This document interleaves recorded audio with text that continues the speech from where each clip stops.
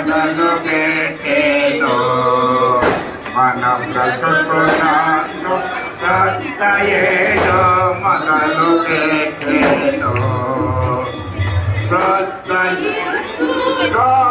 మీరు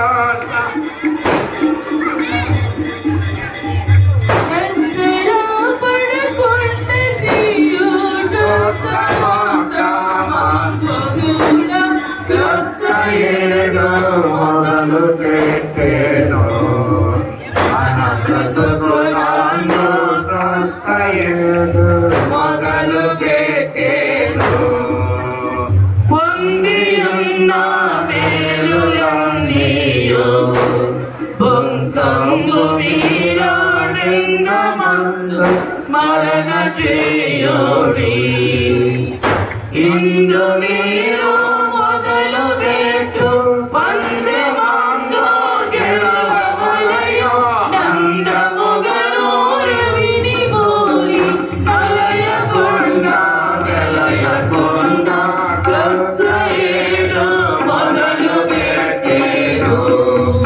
మన బ్రతుకులందు క్రొత్త ఏడు. పాస్టర్ గారికి మన ముఖ్యంగా పాస్టర్ గారికి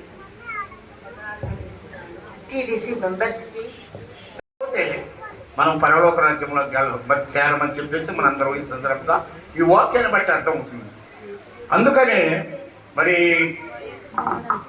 నూతనమైనటువంటి సంవత్సరములో నూతన కార్యములు, నూతనమైనటువంటి హృదయము, నూతనమైనటువంటి స్వభావము,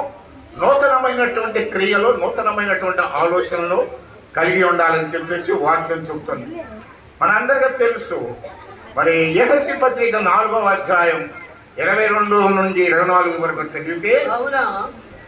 మునుపటి ప్రవర్తన విషయంలో అయితే మోసకరమైన దురాశల వలన చెడిపోవు మీ ప్రాచీన స్వభావమును మొదలుకొని మీ చిత్తవృత్తి యందు నూతన